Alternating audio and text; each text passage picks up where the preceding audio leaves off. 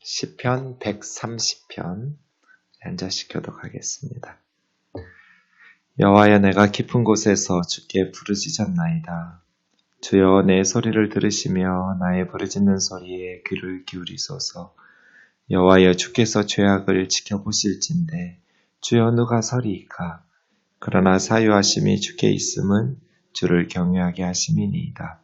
나 곧 내 영혼은 여호와를 기다리며 나는 주의 말씀을 바라는도다. 파수꾼이 아침을 기다림보다 내 영혼이 주를 더 기다리나니 참으로 파수꾼이 아침을 기다림보다 더하도다. 이스라엘아, 여호와를 바랄지어다. 여호와께서는 인자하심과 풍성한 속량이 있음이라. 그가 이스라엘을 그 모든 죄악에서 속량하시리로다. 아멘. 시편 130편 말씀은 많은 믿음의 선배들이 격찬을 했던 곡입니다. 요한 웨슬레는 이 시편 130편을 묵상하면 이상하게 가슴이 뜨거워진다고 말했습니다. 마틴 루터도 시편 130편을 복음의 심장을 발견할 수 있는 시라고 하면서 이게 바울의 시편, 바울이 지을 리가 없잖아요, 시편을. 그런데 바울 하면 우리는 이신칭의, 믿음으로써 의롭다함을 얻음, 이것을 말할 수 있잖아요. 그래서 루터가 바울의 시편이라고 말할 만큼 복음의 심장을 발견할 수 있는, 어거스틴도 임종 때에는 이 시편 130편을 벽에다가 써놓고 묵상하면서 소천하셨다고 그래요. 그래서 우리에게 많은 위로를 주고 또 격려를 하는, 웨슬레 말처럼 이상하게 가슴이 뜨거워지는 것을 경험할 수 있는 그런 시편이 130편입니다. 1절에 보시면 깊은 데서, 깊은 곳에서가 맨 앞에 있습니다. 깊은 곳에서. 마마크라는 말인데, 이 마마크라는 말이 요나서 2장 3절에, 요나서 2장에 보면 물 속에 던져지잖아요. 요나 선지자가 깊은 바닷속으로 들어가게 된 지죠. 그때 이제 요나가 주께서 나를 깊음 속 바다 가운데에 던지셨으므로 큰 물이 나를 둘렀고, 이렇게 말할 때 쓰인 말입니다. 그래서 깊은 곳이라는 것은 보통 깊은 물속을 연상시켜 주기도 하지만, 깊은 물속 하면 아무리 거기서 부르짖어도 사람들이 들을 수도 없고 도움의 손길이 미치지 않는, 하나님 외에는 도와주실 수 없는 곳이겠죠. 아무리 애쓰고 발버둥 쳐도 벗어날 수 없는, 구원의 가능성 제로, 깊은 곳이죠. 그곳에서 하나님 앞에 부르짖었습니다. 주여, 내 소리를 들으시며 나의 부르짖는 소리에 귀를 기울이소서. 부르짖는, 간구하고 있죠. 하나님, 나의 소리를 들으시고 부르짖을 때 귀를 기울여 달라고. 왜 이렇게 이 사람은 깊은 고통 속에 벗어날 수 없는 그러한 구원의 가능성이 없는 곳에서 하나님을 찾아 부르짖을까요? 3절의 이유가 나와 있습니다. 여호와여, 주께서 죄악을 지켜보실진데. 그러니까 이 깊은 곳에 들어가게 된 것은 죄 때문이죠. 자신의 죄 때문에. 주님께서 죄악을 지켜보신다면 누가 주님 앞에서 당당하게 설 수 있겠습니까? 주님께서 엄격하게 죄를 책망하신다면, 죄를 따져 물으신다면 어느 누가 하나님 앞에 서 있을 수가 있겠습니까? 그래서 이제 죄악의 고통 속에서, 자신의 죄와 허물 속에서 하나님의 심판 외에는 다른 소망이 없는 깊은 곳, 죄로 인해서 영적인 두려움 속에서 깊은 곳에서 빠져서 부르짖고 있는 거죠. 그런데 복음이 뭐예요? 4절이죠. 그러나 사유하심이 주께 있음은 주를 경외하게 하심이니이다. 용서하심이 있어요, 주님에게. 주님은 죄를 심판하시고 주님께서는 죄악을 지켜보실 뿐 아니라 사유하심이 주님에게 있어요. 용서의 은혜가 있어요. 네. 그래서요. 이상하게 가슴이 뜨거워지는. 왜요? 하나님은 우리를 사랑하시기 때문이죠. 하나님께서 우리를 사랑하시기 때문에 우리의 죄악으로 말미암아 우리가 멸망하는 것을 조금인들 기뻐하랴. 하나님은 조금도 기뻐하지 않아요. 우리가 에스겔서에서 보았죠. 이스라엘이 망해야 돼요. 망하기 직전이었어요. 예루살렘 성전 불타고 하나님께서 1000년 참으셨어요. 가나안 땅에서. 그럼에도 불구하고 이스라엘은 정신 못 차렸어요. 하나님 오래 참으셔서 심판하시는 그 순간에 이미 에스겔 선지자는 바벨론 그발강가에 포로로 끌려갔어요. 그럼에도 불구하고 하나님 에스겔을 통해서 뭐라 말씀하셨어요? 하나님은 죄인들이 죄악으로 말미암아 멸망하는 것을 조금도 기뻐하지 않고 그들이 죄악에서 돌이켜 사는 것을 내가 어찌 기뻐하지 않겠느냐고. 하나님이시죠. 꼭 어머니들 같죠. 아버지들 같아요. 자식이 아무리 못된 짓을 해도 세상에 어떤 부모가 자기 자식이 그 죄악으로 말미암아 멸망하는 걸 기뻐하겠어요. 그놈의 자식은 그래도 싸지. 이런 부모가 어디가 있어요. 그 악한 죄에서 회개하고 돌이켜 돌아올 때 펄쩍펄쩍 뛰면서 기뻐하지 않을 부모는 없잖아요. 그게 예수님께서 우리에게 가르쳐 주신 하나님이잖아요. 탕자의 비유에서. 그거 인간 아니에요. 그 둘째 아들. 그럼에도 불구하고 그 아들이 돌아올 때 잔치를 베풀어 주시는 아버지, 그분 하나님이다. 왜 사유하심이 주께 있는가? 우리를 사랑하시기 때문이죠. 그래서 7절에 주님에게 있는 게 두 가지 더 있어요. 시편 130편에는 주님에게 있는 것, 하나님께 있는 걸 세 가지로 찾아볼 수 있어요. 4절에 한 가지, 7절에 두 가지. 사유하심이 주님에게 있고 7절에 보면 여호와께 인자하심과 풍성한 속량이 있어요. 인자하심이 헤세드예요. 헤세드. 언약적 사랑이라고 그랬죠? 끝까지 언약에 충실한 사랑. 헤세드라는 단어 많이 나오는 게 룻기예요. 룻기. 나옴이라는 시어머니가 홀로 되었을 때 늙은 시어머니 혼자 간대요.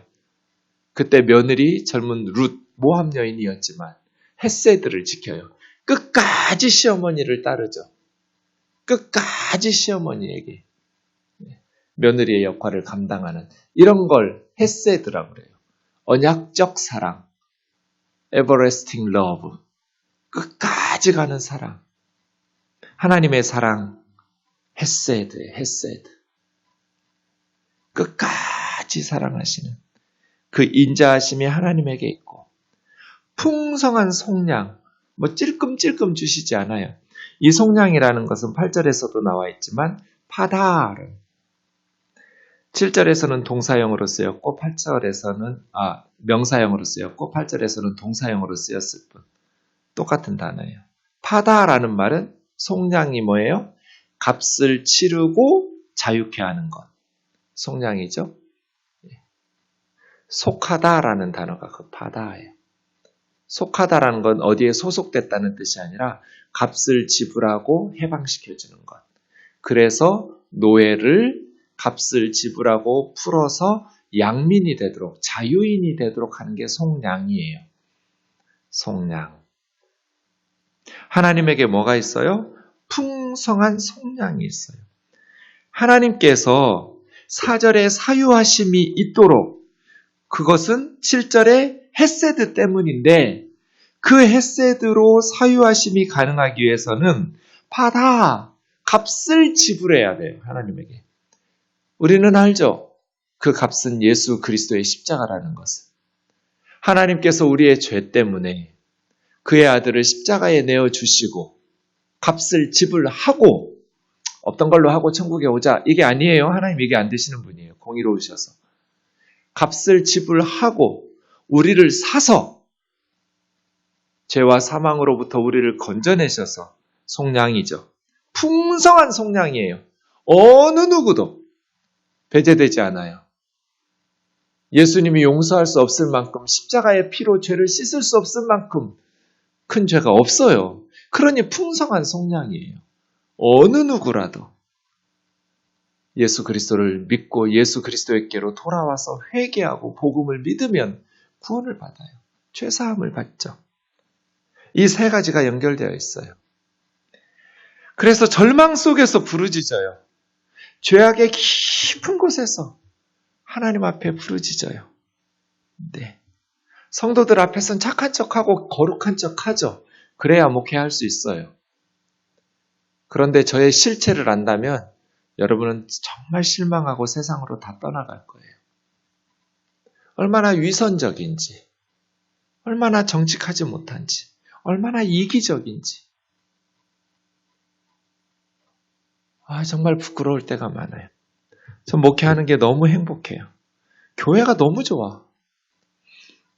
어제도 밤 12시에 갔어요. 그냥 교회에 있는 게 좋아요. 하나님의 집이 좋아요. 저 같은 사람 목회해야 돼요. 근데 목회를 괜히 했다 싶을 때는 나의 죄 때문에 내가 하나님 앞에서 너무 부끄럽고 내가 하나님 앞에서 더 거룩했으면 좋겠는데 더 정결하고 더 성령 충만했으면 좋겠는데 그럴 때 괴로워요. 깊은 곳에 빠질 때가 있어요. 그럴 때 그 깊은 곳에서 허우적대다가 이 시편 130편처럼 내 행위가 아니라 나의 의로운 거룩한 행위가 아니라 하나님의 인자하심 헤세드 때문에 그리고 그의 아들 예수 그리스도를 십자가에 내어주시고 값을 지불하고 우리를 자유케 하시는 파다 속량하심 때문에 죄 용서 사유하심이 주께 있지. 내 의로운 행위로 나의 순종하는 거룩함으로가 아니라 하나님의 은혜로 하나님의 사랑 때문에 내가 하나님 앞에 설 수 있지. 주께서 죄악을 지켜보시면 누가 설 수 있어요?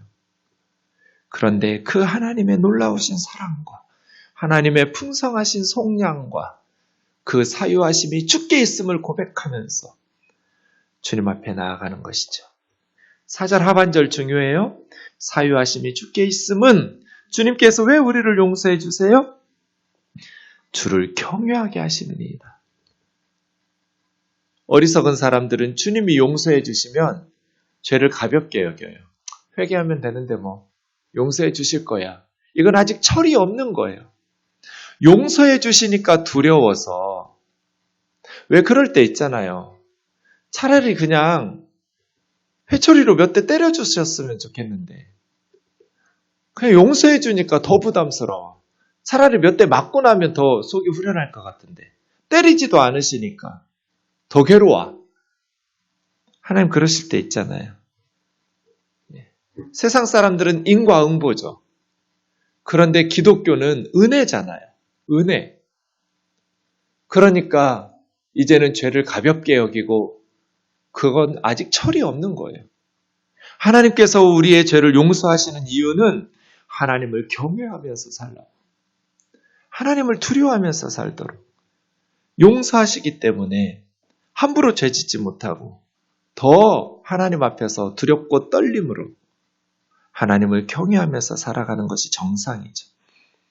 나 곧 내 영혼이 여호와를 기다리며 나는 주의 말씀을 바라는도다. 어떤 말씀이겠어요? 용서해 주신다는 말씀이죠. 괜찮아. 다시 회개하고 돌아왔으니 됐어. 나는 여호와를 기다리는데 내 영혼이 기다려요. 내 깊은 본질이 기다려요. 껍데기가 기다리지 않고 내 중심이 여호와를 기다리고 여호와를 기다린다라는 것은 하나님의 말씀을 바라고 기다려요. 얼마만큼 기다리냐면 6절만큼 기다려요. 파수꾼이 아침을 기다리는 것보다 내 영혼이 주님을 더 기다리니 파수꾼이 밤이 얼마나 두려워요. 적군은 밤에 쳐들어올 테니까. 김일성이처럼. 그런데 아침이 되면 이제 모든 공포가 사라지죠. 밝은 아침이 밝아오면 파수꾼은 두려움에서 벗어났어요. 어디서 화살이 날라올지, 어디서 위험한 것들이 쳐들어올지 파수꾼부터 죽일 거잖아요. 적군은. 그래야 그 성에 조용히 진입해서 승기를 잡을 테니까. 파수꾼은 밤은 두려워요. 그래서 파수꾼은 아침을 기다려요. 밝은 공포가 사라지는 새벽을 기다리죠. 확신해요. 시간 지나면 아침은 오니까. 분명히 아침은 올 테니까요. 파수꾼이 할 수 있는 게 아무것도 없어요. 그냥 기다리는 것뿐이에요. 파수꾼은. 자기 노력으로 아침이 오게 할 수는 없어요. 날이 새기를 자신의 노력이 아니라 다만 기다리는 거죠. 이렇게 기다리는 거예요. 하나님을 기다릴 때 파수꾼처럼 간절하게 그리고 은혜를 의지해서 참으로 파수꾼이 아침을 기다림보다 내 영혼이 하나님을 더 기다린다. 이스라엘아 여호와를 바랄지어다. 여호와께는 인자하심과 풍성한 속량이 있습니다. 그가 이스라엘을 그 모든 죄악에서 속량하시리로다. 그러니까 이 시는 무슨 뜻이에요? 1절에서 6절까지 자기 개인적인 고백을 했어요. 그리고 7절, 8절은 공동체를 권면했어요. 개인적으로 자신의 삶을, 신앙을 고백하다가 이스라엘아 하면서 왜 이렇게 되냐면요.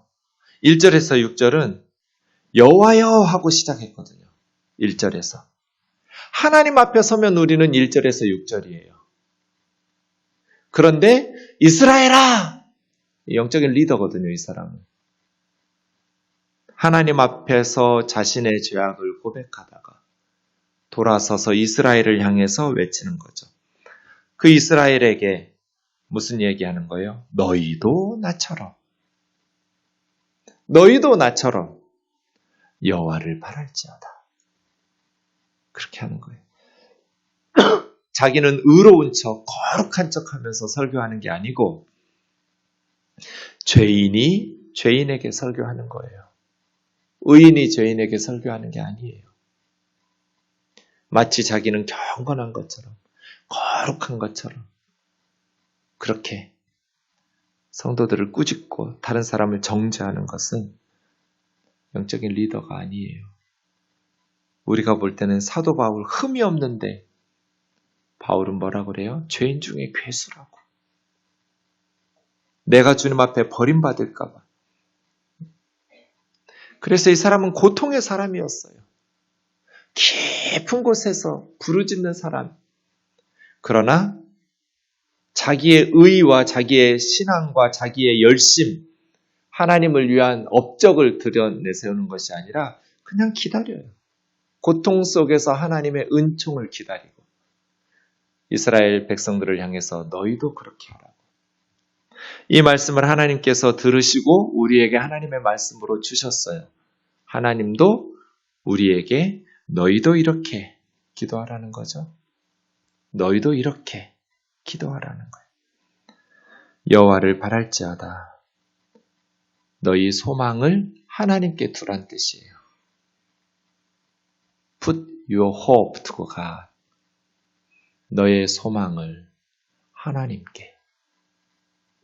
여호와를 바라는 거예요, 이것이. 그러면 아침은 반드시 오듯이 이렇게 겸손한 마음으로 통회하는 마음으로 하나님 앞으로 돌아가면 하나님은 반드시 인자하심과 풍성하신 속량으로 이스라엘의 모든 죄악을 깨끗하게 하실 거예요. 지금 우리가 구해야 될 시편이 130편이에요.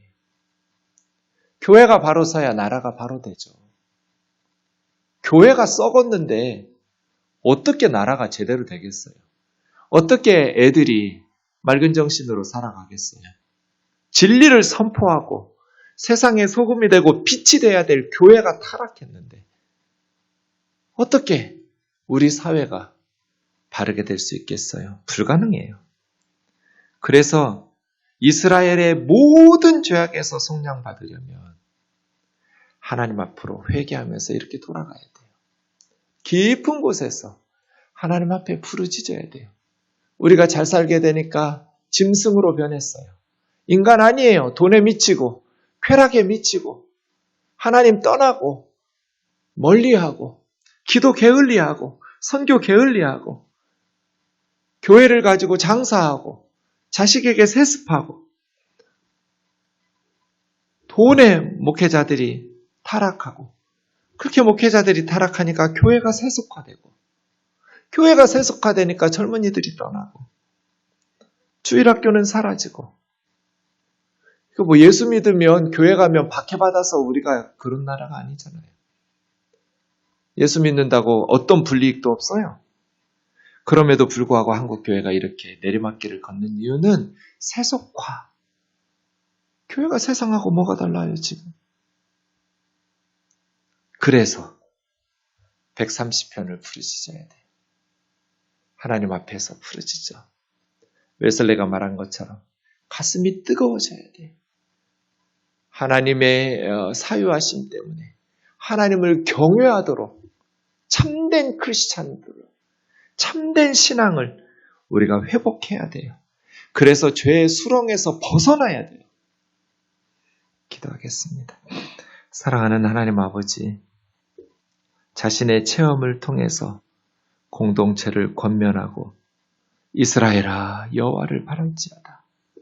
이스라엘아 하나님 앞에서 착각하지 말고 의로운 것처럼 바리새인 되지 말고 하나님 앞에서 자신들의 죄악을 정직하게 직면하면서 오직 은혜, 오직 십자가의 긍휼로 하나님의 헤세드와 하나님의 풍성하신 성량으로 사유하심이 주께 있음을 고백하면서 주를 경외함으로 거룩한 공동체에 이루어갈 수 있도록 모든 죄악을 씻어낼 수 있도록 오 주여 권면했던 이 말씀이 우리에게도 임하게 하여 주옵소서. 우리 생동교회에 새로운 회개의 역사들이 일어나게 하여 주옵소서. 교회가 교회답게 변화되게 하옵소서. 예수님의 거룩하신 이름으로 기도하옵나이다. 아멘.